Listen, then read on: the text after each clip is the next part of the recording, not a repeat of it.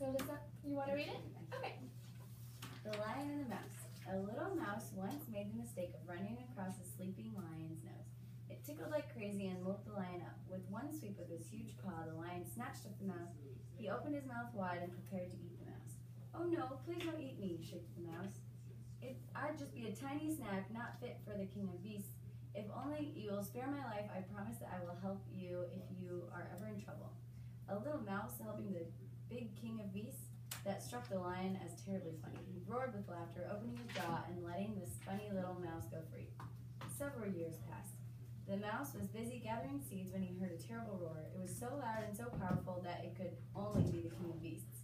What's more, the lion sounded really scared.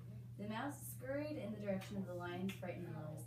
When the mouse found the lion, he saw that the lion had fallen into a hunter's trap. He was all tangled up in thick rope. The mouse began to gnaw through one of the ropes with his sharp little teeth. It took a while, but eventually he broke all the ropes and the lion was free. "I kept my promise," said the mouse to the lion. "I knew I might be able to help you out sometime." Good, thank you, Zoe. So now we're going to decide what the key details of this fable are together. So can someone raise their hand and tell me what a character is in this story? Yes. The little mouse. Good. Can someone tell me another character? The lion. Good job. Okay, so now let's talk about the setting. So this one's another one where we're going to have to infer. So who can infer what the setting is? The jungle. Good.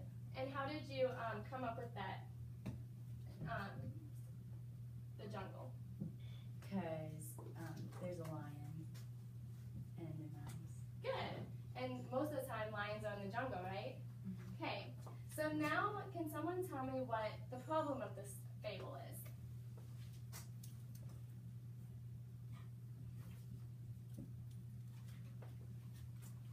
Anyone have any ideas? The lion doesn't think that the mouse can ever help him. Yeah, good. And another one could be that the lion gets stuck in a rope. So there's two problems in this story as well.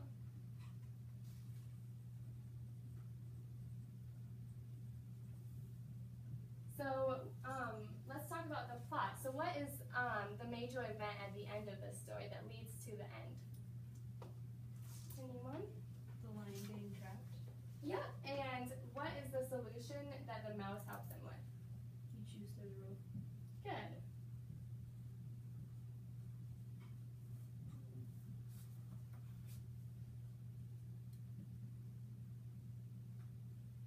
So there's other key details, but here's just 4, and so today we're going to just go with 4. Now let's talk about the moral lesson. So what did you guys learn from this fable? That even house, doesn't matter how small you are, you can still help people. Good. Did anyone learn anything different? To underestimate the power of anyone else.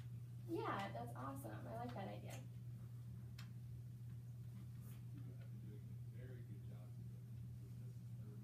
So now, you guys are ready to try some in Pures. So I want you to read The Tortoise and Hare.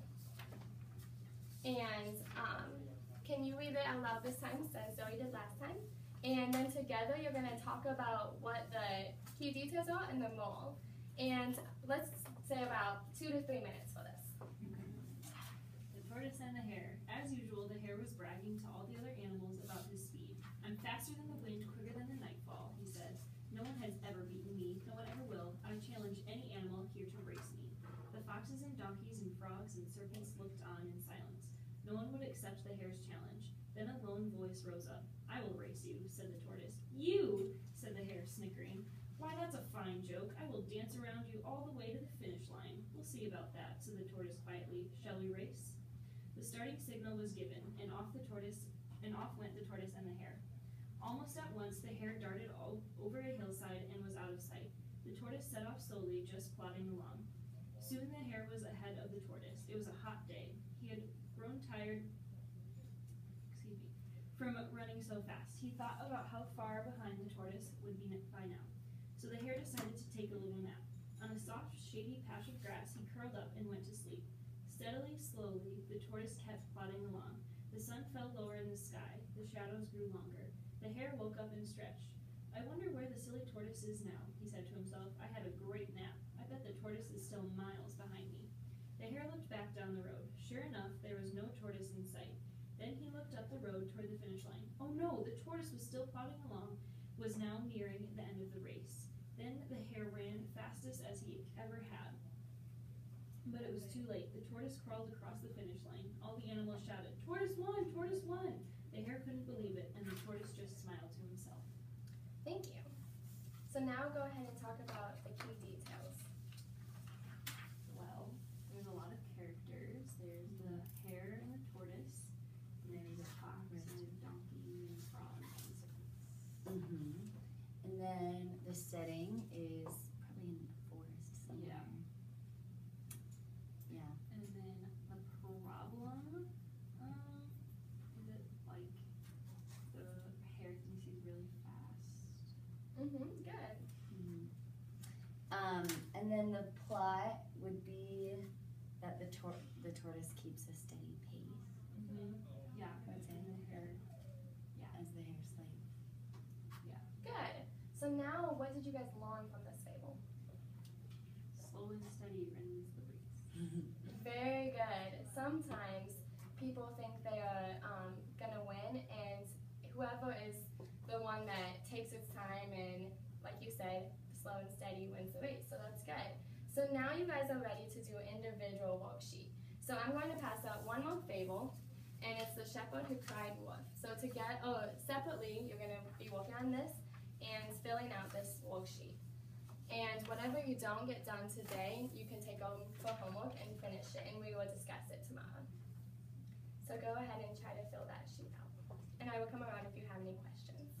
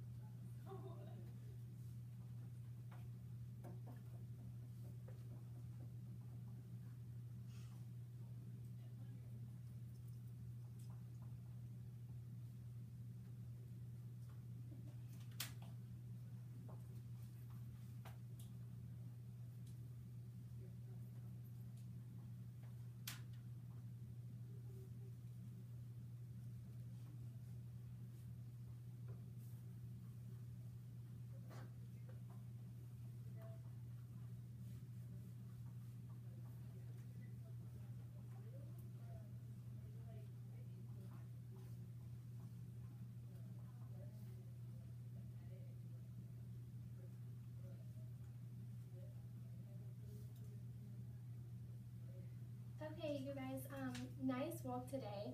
So now you have learned what a fable is, how to find key details within the text, and determine what the moral lesson is, what you learned. So tomorrow, first you can take that home for homework and we'll discuss it tomorrow. But tomorrow during literature, we're going to read The Little Red Ant and the Big Crumb, which is a Mexican fable. So get excited about that and have a good night, everyone.